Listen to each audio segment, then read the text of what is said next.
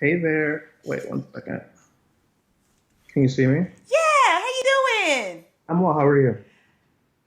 Well, it's the apocalypse, so considering, I think Exactly. I'm doing okay. I hear you. Same. Yeah, I feel like I'm just over everything right now. So, Yeah, yeah. over it, Yeah. So, over it. But I tell you, if the zombies show, I'm ready. I'm ready. I don't even I'm know if I'm so ready. ready. I could punch a zombie in the mouth. They might get my ass. So, They gonna get you? I will just take it. Come on. Well, So, call me. I'll defend you. How you been? just struggling to get through the days at this point. Just trying to Yeah. get through them. So, yeah. Well, I Uh, won't. I won't hold you too long. I And you appreciate know we that. always have our culture soup moment. Your episode number 100, man. Yay! Congratulations. How do you feel? Good, good. I mean, when I celebrated the year, it was overwhelming because I wasn't on the air but 4 or 5 months before we hit the top 10 in business. Nice. So, and we've just been skating and ranking all we want to. That's a, So, and it's thanks congratulations. to friends like you. That's why it's Listen, called El Michelle Smith and Friends. I know it's a lot of work, and I know it's people don't appreciate how much work it is. So congratulations, that's a really big Thank deal. you. I appreciate that. So, Yeah. our culture soup moment is going to be the apocalypse. Okay. All Okay. right. We have three smoldering crises, and I said this to my Facebook Live just a few seconds ago. Three. And of course, smoldering crisis as opposed to an acute crisis. I'll explain all that, of course. Acute Yeah. is like it happens, it's over, you deal with the fallout. This one is something that's been rolling for a while, And then we don't see the end of it. and we'll continue to. I'm Right. going to close this door so that there's not any Okay, sound. no problem. Okay. All right. Right. So, as far as I'm concerned, there are three happening right now. There's Trump. there's the pandemic. And then there's the culmination of 400 years of oppression. Listen, 401 now, right? Yeah, Like, yeah.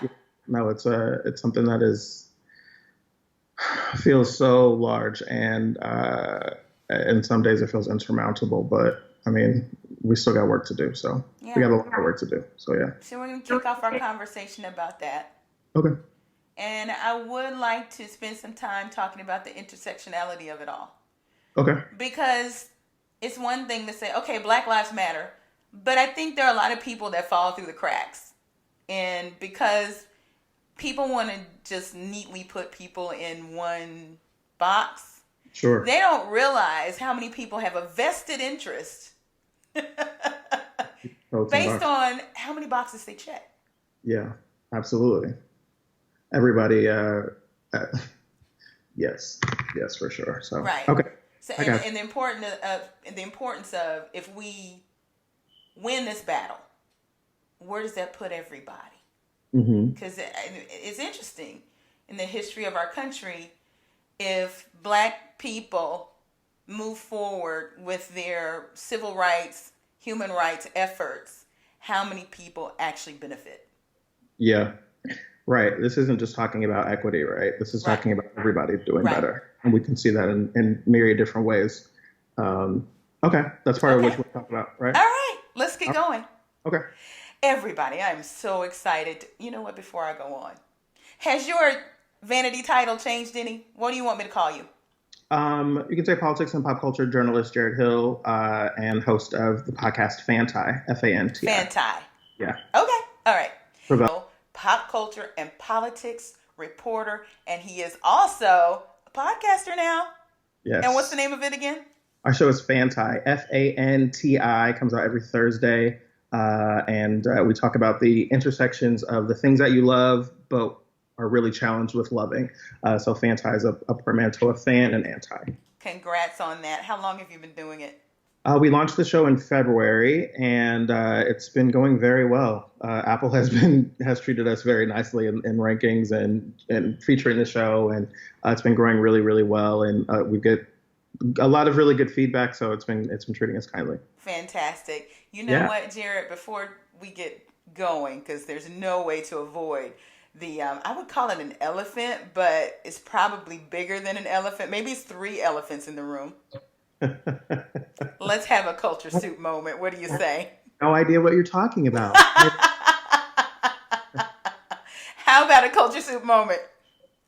What could you possibly be talking about? I never bring it up. You I never bring it up. I never talk about it either. In I fact, let I let other people bring it up. I hear you. I hear you. Yeah, I don't write about it. I don't talk about it. I've been nicknaming it the apocalypse because it's like one thing after the other.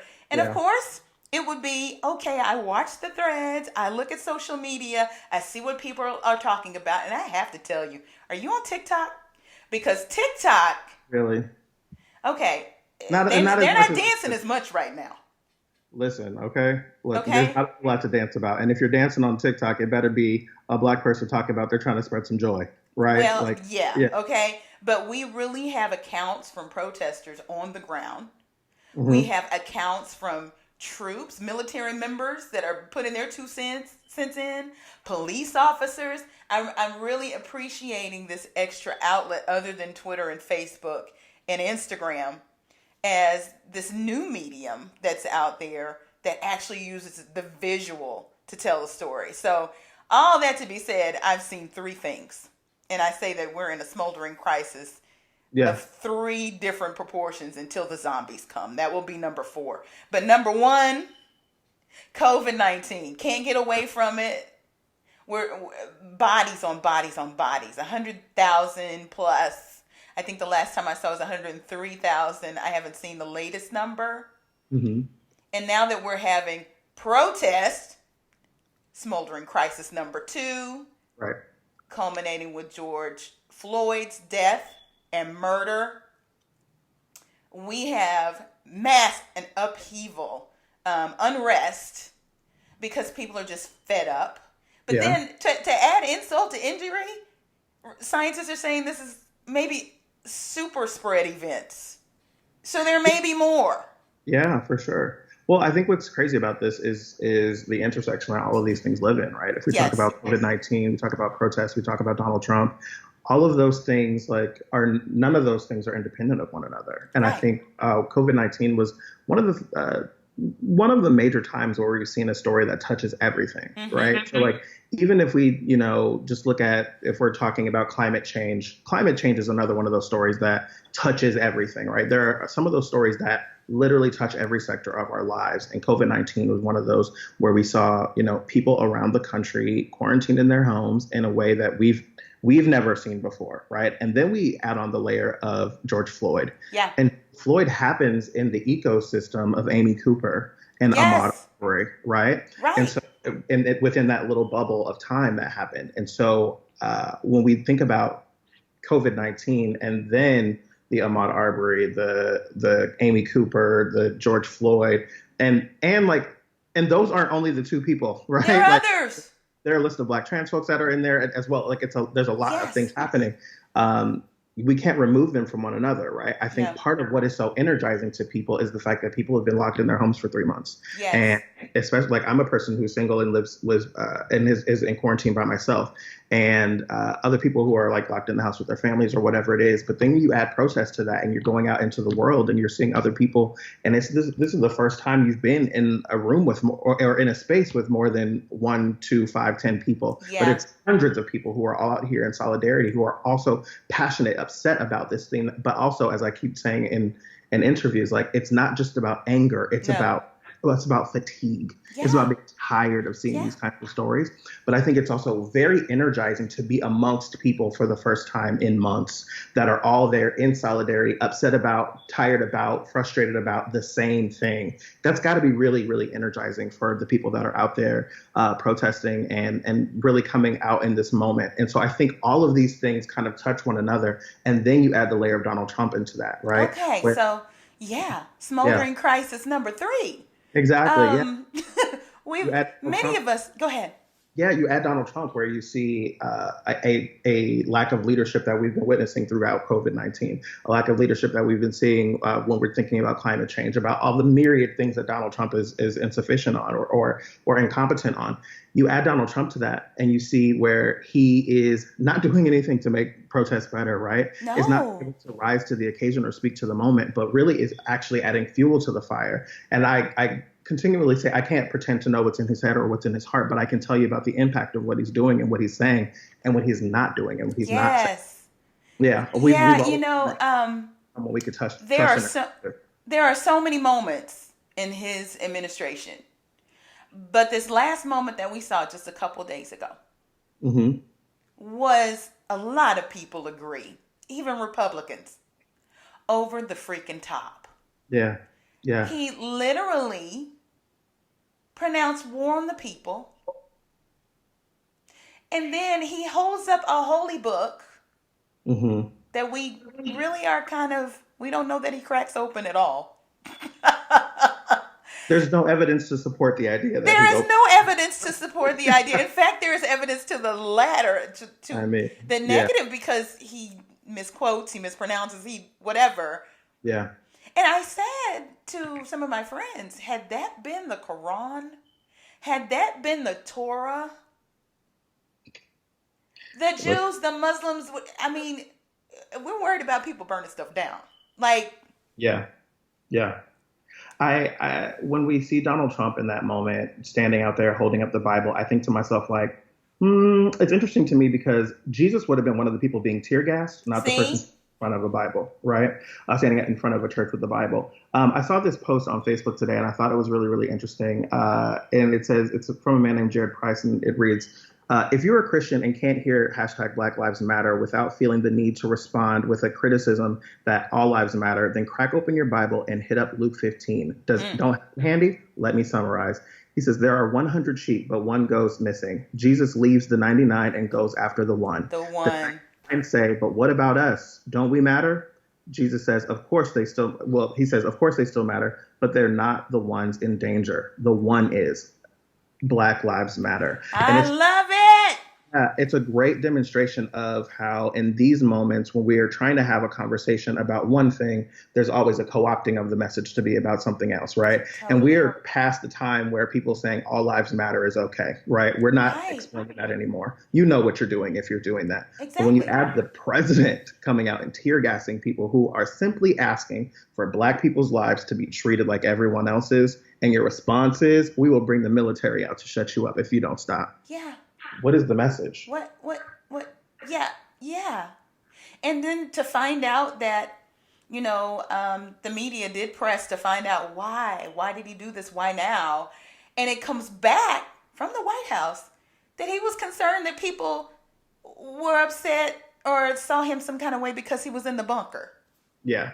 I mean, how many times can we have a conversation about Donald Trump's fragile ego and the ways that that has impact on people? Literally, Donald Trump's fragile ego resulted in people being tear gassed. Yeah. And What an there over rotation. exactly. And there are myriad ways throughout the last 3.5 years that we've seen his fragile ego have a negative impact on us, and with people losing their jobs, with people losing their lives, with people losing, with the United States losing its standing in the world, with us losing relationships with our allies. Like, we could go on and on and on. Right. You mentioned something that I think is really worth talking about, and that is the collective knowledge that people have now of the whole idea around Black Lives Matter and All Lives Matter. I've been impressed in some ways to see allies stepping up and explaining it in whatever analogy they use, the burning house opposed to the other house, we're sitting at the table and Bill doesn't have food, but everybody else has food. I even heard Carl Lentz from Hillsong Church that talked about the Sermon on the Mount and people actually saying, oh, gee, Jesus, blessed are the poor, but what about everybody else, right? Exactly. Yeah. People have gotten where they can literally explain it. That's a milestone. But it's gotten to the point where, especially on TikTok, where I see people echoing, the sentiments. I wonder if it is now being done because it's kind of the Vogue thing to do. Or they're doing it for likes and shares. or they're throwing up the black tile on Instagram because it's kind of the thing to do. But I think, to your point, even the people that say they don't agree with it get the argument. They know what they're doing, They right? know it. So there's a video from one of our favorite white people in creation, Jane Elliott, who does a lot of anti-racism work. And I mean, it's an old video. And when you watch it, you can tell that it comes from back in the day. And she's standing on a stage in front of a theater full of white people. And she asks them, please stand up if you would like to be treated the way that black people are treated in this country every single day. And no one stands. And she says, I don't think you understood what I was saying, because no one's standing. Please stand up if you would like to endure the same kinds of oppression, the same issues, the same treatment that black people endure in this country. And no one stood up. And she said, thank you. You just that you understand that there is something different. Why would you be okay with it for someone else if you're not okay with it for yourself? And I think it's a really, really clear, easy depiction. Like, at the very least, white people know that something is different regardless of what they say. And on our show this week, we have on one of my very favorite people that does this work. Her name is Joy DeGruy. She's a sociologist and professor. Joy DeGruy is DeGruy for anyone that wants to go search. And she talks on our show because we ask her, like, does this moment feel different? Because there's always this concern of, like, how many times are we going to do this? How many times do we have to have these conversations before something changes? And she said it does feel a little bit different because this is a moment where white folks don't want to be one of those people. No. And, like, we've seen that with Trump. We've seen that with Trump support, where white people are like, I mean, I'm a white woman, but I'm not that white woman, right? Yeah. I'm not 153%. I'm not Karen. I'm Deborah. Right. They get Karen, and we'll even call somebody else a Karen. Yeah, exactly, right. And so Dr. DeGruy had talked about on her show, they did an episode called Karen Needs to Go to Jail. Yeah. Right? Because, like, we know that if we just use Amy Cooper as an example of Karen, right, that Karen is oftentimes a liberal who didn't vote for Donald Trump, who knows the power of what you're doing. Yes. Because the thing that is most interesting to me about the Amy Cooper video in the park is that Amy Cooper inflects her voice when she says that she's going to tell the police an African-American man. Oh, yeah, she knows exactly what she's saying. She knows what she's doing. Full well. Exactly. And so one of the, and it's an odd coincidence, and I don't believe in coincidence, that happened right at the same time, right? Just within hours of George Floyd's death. Yeah. Amy Cooper wanted Christian Cooper to be George Floyd because we know that throughout history, white women have always had the voice to police and to the white community to be able to take down black men. And so white people in this moment, for, I won't say the first time, but in a unique way, don't want to be those. No. And there's some merit to shame. Okay. It may not change your heart right away, but it definitely makes you not want to be associated. Yeah. So let the shame rule. I like that. It gets us somewhere. But I like what you said. We kind of talked about this last week with Eva Green Wilson, Soca Mom, the Caribbean parenting expert, about the knowledge that Amy Cooper used as the very power that she wielded, and how often we see this in the workplace. Absolutely. Like, I'm so triggered now that you just said that. Like, I have worked with so many Amy Coopers in my life, and or Leah Michelle's, as we've seen happening on Twitter with Leah Michelle from Glee, when there's some black women who have come out saying, like, you made my life hell at work, and you made me question leaving this industry, not just this job, but this industry, with the ways that you treated me. But here you are talking about Black Lives Matter and all of this. I have worked with so many Amy Cooper, Leah Michelle, and, like, it has been traumatic to me. And like, in the most recent one of those situations, I left the job because I didn't want to deal with it anymore. Yeah.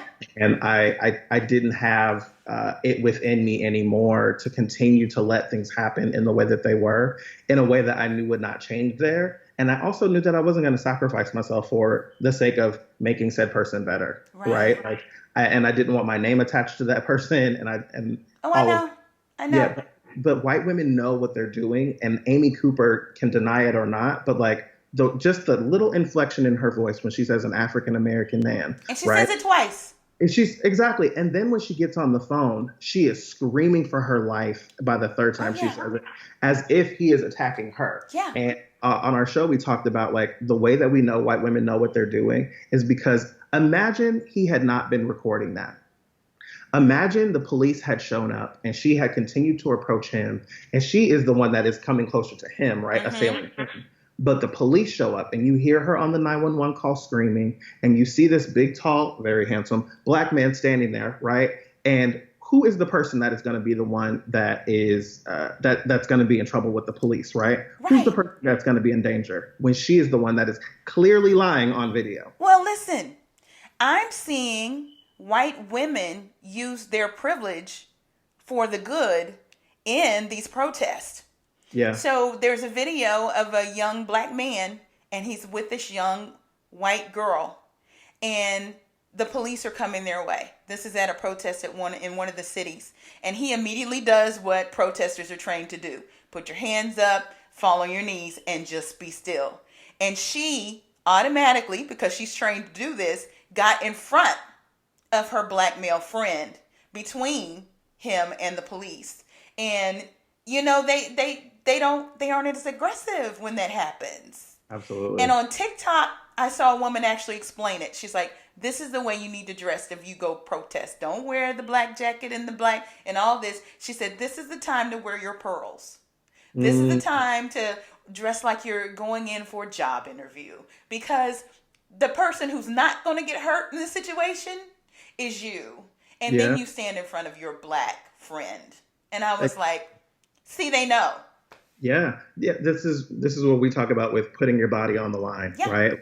When you see moments of these, and I'm talking specifically to white women and white men as well, but like when you see these kinds of moments happening, that is the way that you need to use your privilege, because your privilege is always going to supersede whatever kind of privilege that the black man or woman has in that moment, to be able to just be able to keep their lives, right? We've already seen the story of a black man that was killed in these protests, and I can't call his name at this moment, but like we've already seen those stories, right, where black people are being treated differently. But we've also seen the stories where there are coordinated attacks in these protests against property, against vehicles, against people that are not the protesters that are out talking about George Floyd or anti-blackness or white supremacy. These are people who are coming out to take advantage of these kinds of moments. And so it's also important to recognize that.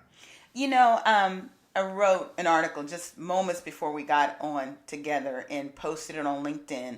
And the name of it is what will you actually do to impact real change in the workplace for black employees?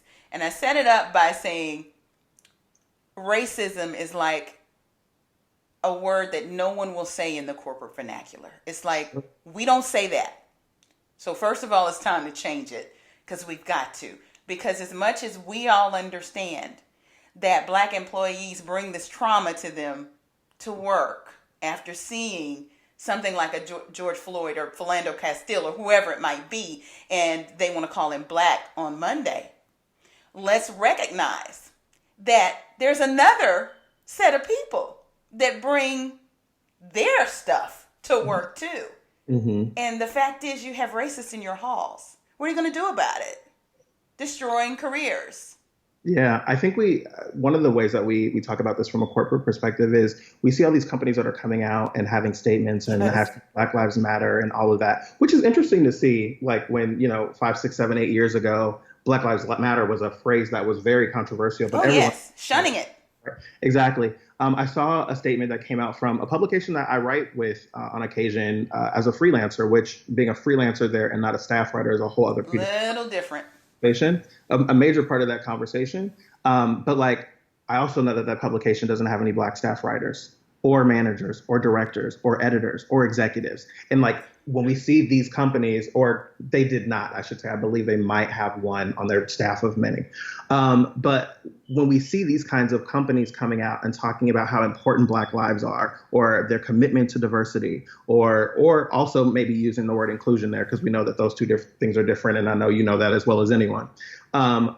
We also have to challenge these companies and say, like, if you are going to come out and talk about how important diversity and inclusion are, We need you to put your money where you say your heart, Yes. right? We need to understand, why don't you have more Black employees? Why don't you have more Black people in leadership? Why don't you have more of a target audience that is Black? Why don't you care about Black voices? Why don't you care about Black people that are consuming your product, or that are making you billions of dollars? Like, that is another part of the conversation that we need to be having with publications, with retailers, with manufacturers, with all of these different companies, right? Like, it's great that Yeah. you get it, but it's frustrating that you don't get it. Well, and that's just it.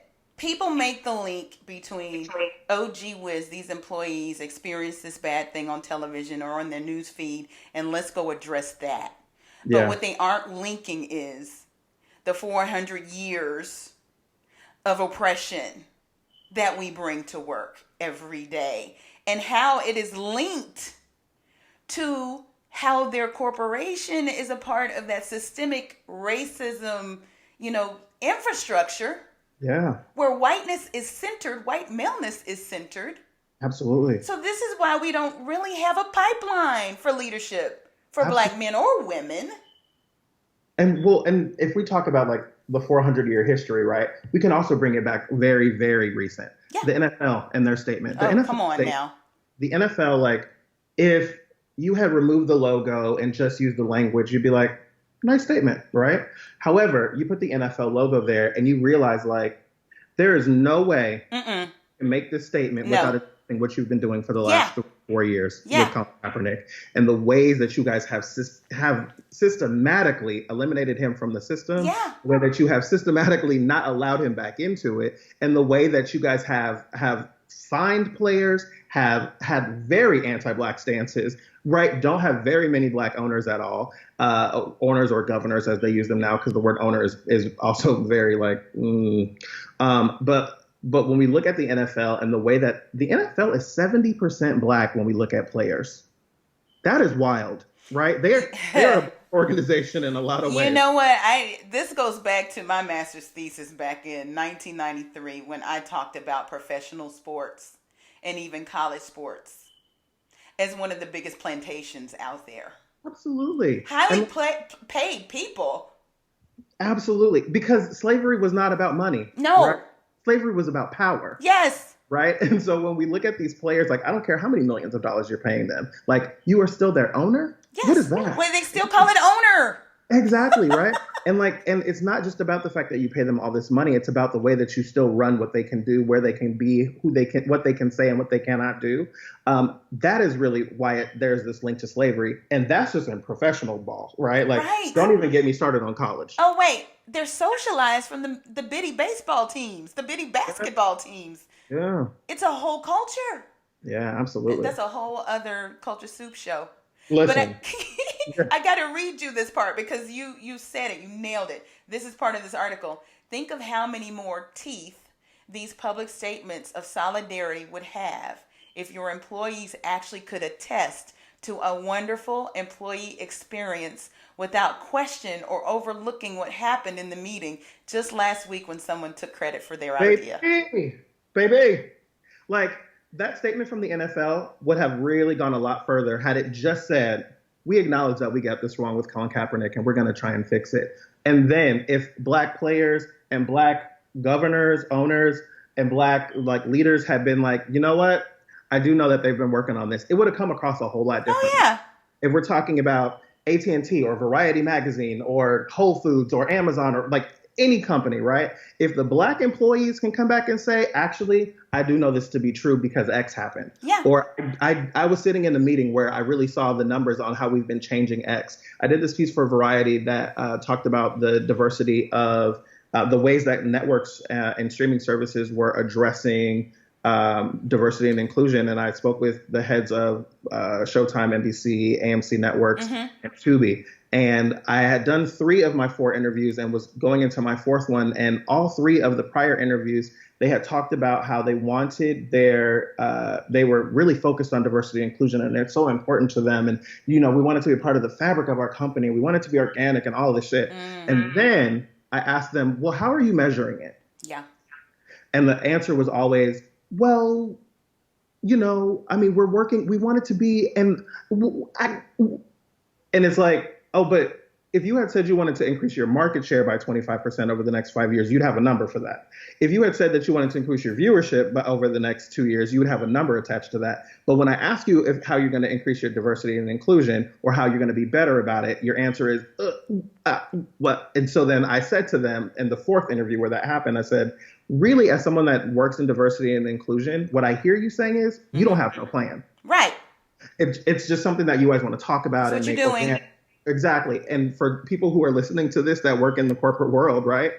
If you are going to say that you have a diversity and inclusion plan and goal, I need to know what those markers are. I need to know how you're measuring it. I need to know what your timeline is looking like, because any other goal that these companies have, they have we need to achieve this by November, or we need to see this by 2025, Yeah. or we need to see, movement on X chart. But like, if you don't have any plans or any markers or any measures of success, you don't have no plan. Yeah.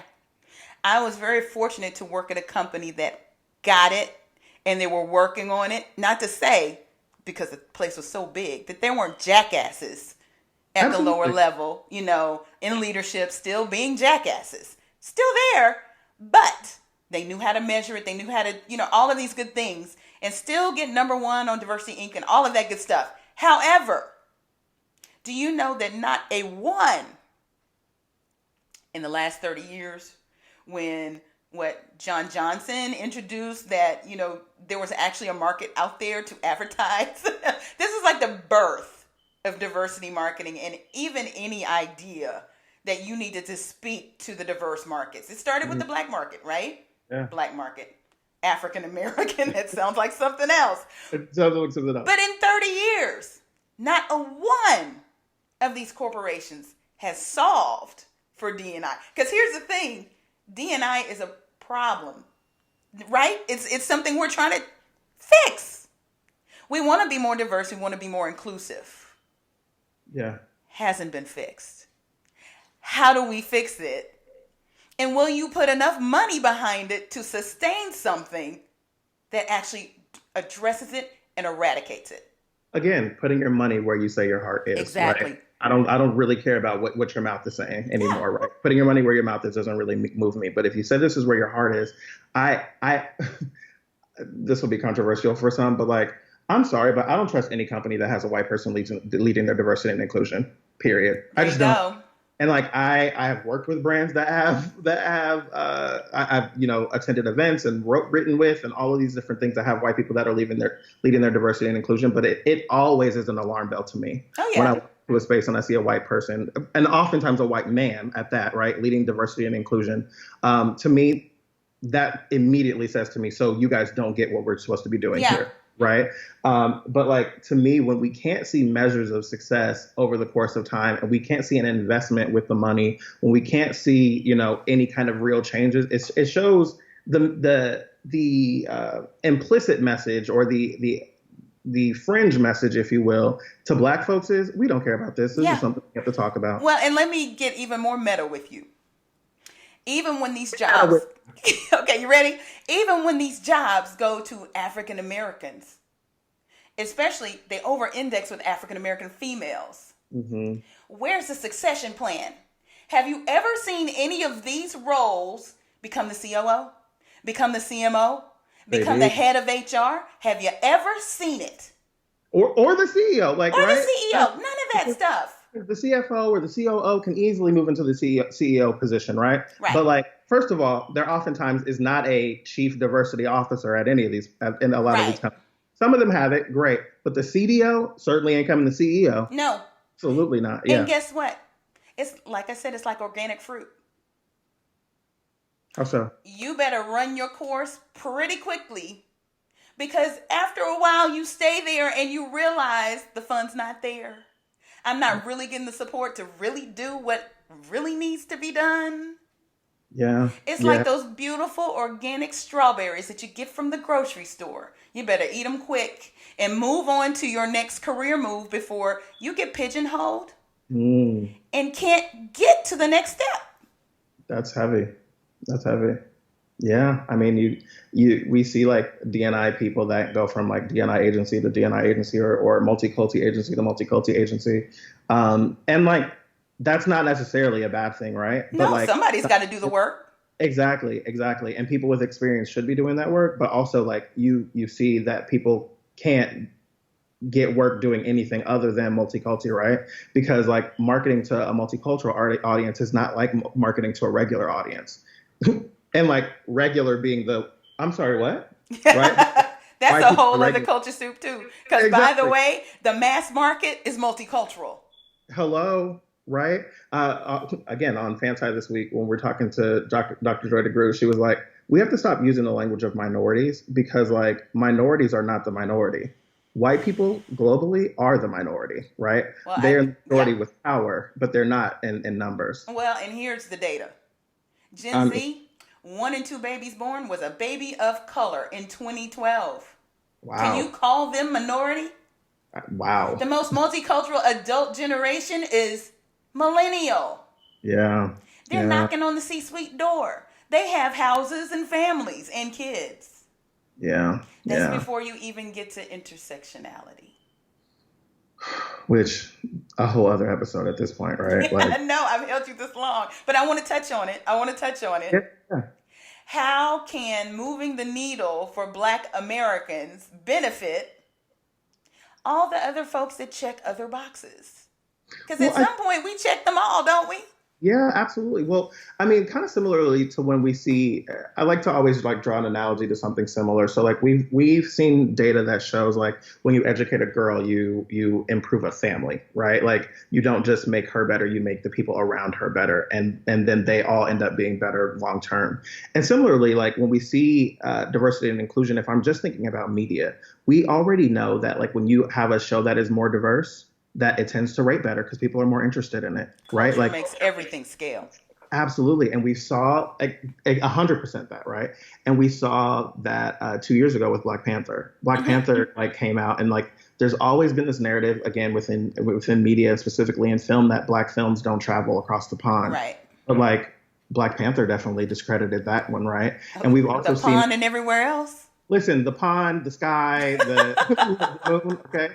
But like then we also look at it from the perspective of like Crazy Rich Asians, Yeah. right? Crazy Rich Asians and Fresh Off the Boat were really able to change the narrative around programming with Asian folks. Mm-hmm. And because within a year or two, we saw The Farewell, which was an Oscar contender, and we saw Parasite, which was an Oscar winner for Best Right. Picture. Right? And so when we can see more culture in the work that we're doing, number one, it rates better, it sells more, and people are more interested in it. But two, like you're able to bring more people to the table, Yeah. and like from an altruistic place, which never matters in business, but like from an altruistic place, like you're able to have more people be able to see themselves. Because you know what? I'm tired of trying to see myself in Ryan Reynolds. I'm tired of trying to see myself in Jennifer Aniston. Yeah. I'm tired of trying to see myself in insert white person here. Like I want to see myself in someone that looks a lot more like me, or that had more of an experience like me, that can relate to me, because we know that specificity in media when we're telling a Black story, when that story is like uniquely Black, Yeah. and has Black tones to it and Black background to it and all of these different things, like it tends to connect more with audiences. And so if we want to see success at the bottom line, like we've got to see success when we're in our measures of diversity and inclusion. Absolutely. Jarrett, it's always a pleasure. Of course. I mean, we could just keep talking, couldn't we? Girl, there's so much here. Like there's a lot of meat on that bone. There's a lot of meat on the bone, but you know what? We got a good bite out of it. We did. We did. Tell everybody where to find you on social media. Yes, you can find me everywhere at Jarrett Hill. Jarrett is with 2 R's and 2 T's. And you can find me every Thursday. We have new episodes of Fanti. You can get Fanti wherever you get your podcasts. And we have our show focuses on like the things that you love but have challenges with. So sometimes we're talking about celebrities. Sometimes we're talking about issues. Sometimes we're talking about how those things intersect as well. Absolutely. Excellent. Thank you so much for your time today. And you're welcome back anytime. Absolutely. Thank you so much for having me. Absolutely. Take care. Bye-bye. Bye-bye.